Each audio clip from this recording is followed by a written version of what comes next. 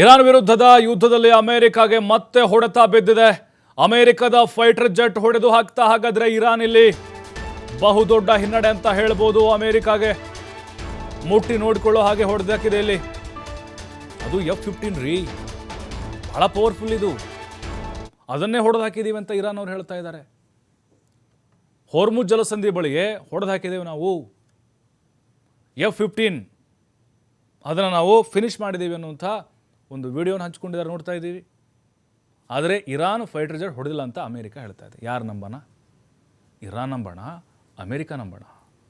ನೋಡಿ, ಅವರೆಲ್ಲ ವಿಡಿಯೋನ ರಿಲೀಸ್ ಮಾಡಿಬಿಟ್ಟಿದ್ದಾರೆ. F-15 ಅದು US ಸೆಂಟ್ರಲ್ ಕಮಾಂಡು ಸ್ಪಷ್ಟನೆ ಕೊಟ್ಟಿದೆ. ಈಗ ನಮ್ಮದು ಯಾವುದೇ ಜೆಟ್ಗಳನ್ನು ಇವರು ಹೊಡೆದು ಹಾಕಿಲ್ಲ, ಸುಮ್ಮನೆ ಶೋಕಿ ಬಿಲ್ಡಪ್ ತೊಗೋತಾ ಇದ್ದಾರೆ ಇವರು ಅಂತ ಅವ್ರು ಹೇಳ್ತಿದ್ದಾರೆ.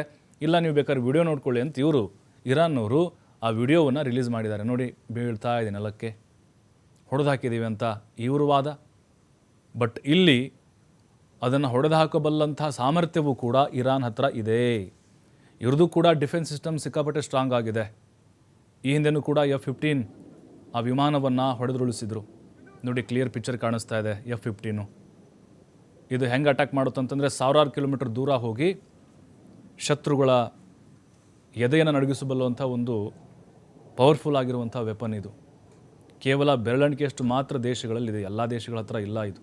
ಅದರಲ್ಲೂ ಅಮೇರಿಕದ ಹತ್ರ ಇಂಥ F-15 ಜಾಸ್ತಿ ಇದ್ದಾವೆ.